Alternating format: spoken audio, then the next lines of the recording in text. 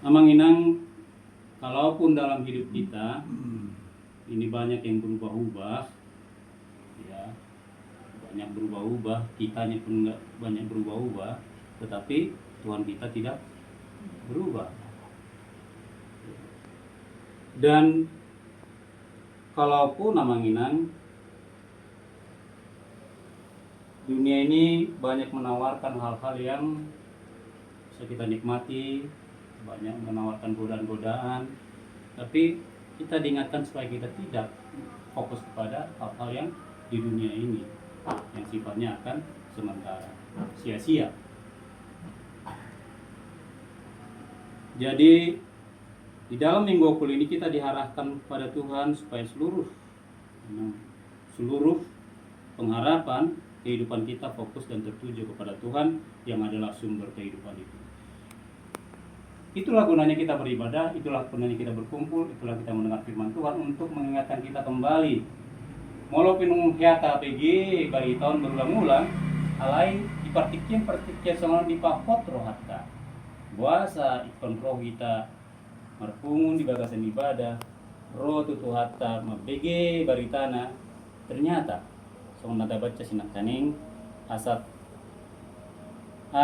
fokus deh kita terarah seluruh kehidupan kita ini, seluruh pengharapan kita ini kepada Tuhan yang adalah sumber kehidupan itu sendiri, bukan pada yang lain.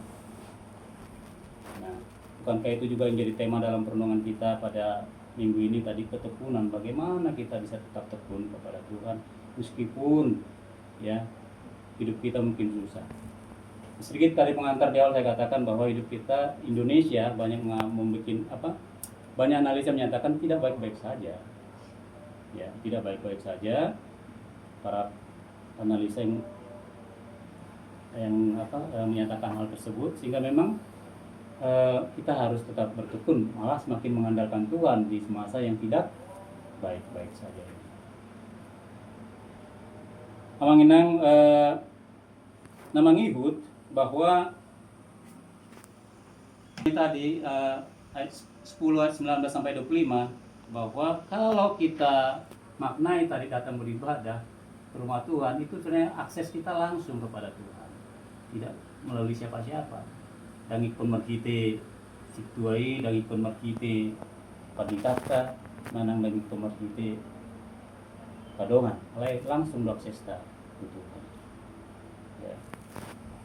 Jadi songon halak na percaya kita, tidak lagi kita memerlukan perantara manusiawi, melainkan kita langsung kepada Yesus yang adalah imam besar itu sendiri. Jadi namang itu teramang inang mulut aja anak taning dia 22 hidup dalam keyakinan iman.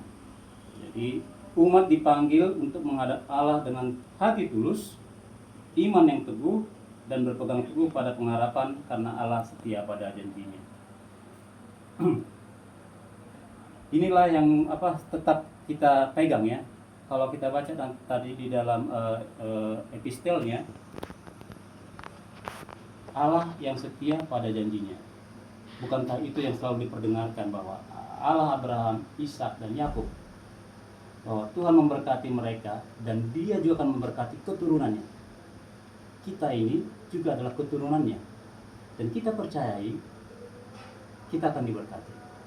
Janji Tuhan 2000 tahun yang lalu tidak ada bedanya dengan janji Tuhan yang sekarang. Karena apa? Tadi di ayat 22 dibuktikan bahwa Allah setia pada janjinya. Kadang-kadang agak dilematis sama Inang kalau kita dalam realita kehidupan sekarang. Bagaimana memperkatakan ini pada teman-teman kita yang tadi lagi ada masalah peperangan.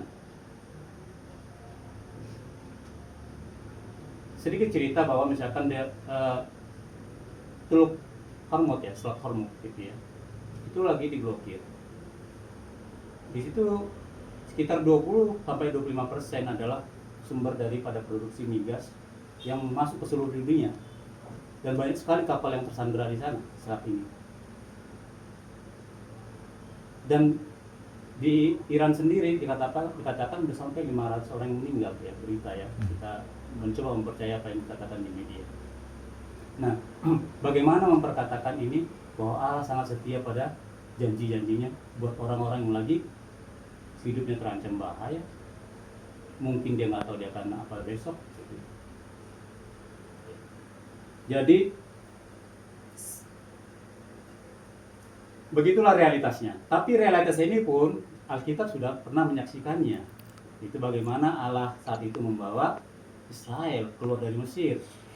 Sangat parah sekali bahkan penderitaan umat Israel di sana yang masa perbudakan, tidak memiliki hak, ya, mereka sangat tersiksa.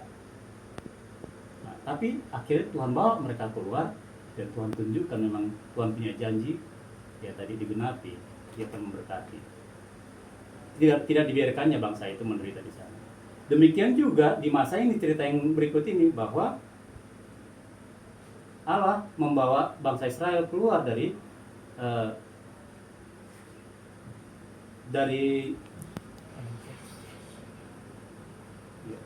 masa pembuangan ya di Babel. Tuhan tunjukkan juga di masa mereka di Babel 70 tahun sengsara mereka. Ya tidak ada yang nyaman. Siapapun yang dijajah tersengsara kehidupannya. Tapi Tuhan kembali menggenapi janjinya. Mereka dibawa keluar dari Babel untuk kembali ke Yerusalem, mendirikan rumah Tuhan, kembali ke konteks ibadah tadi, menurunkan rumah Tuhan, dan akhirnya orang harus memuji Tuhan.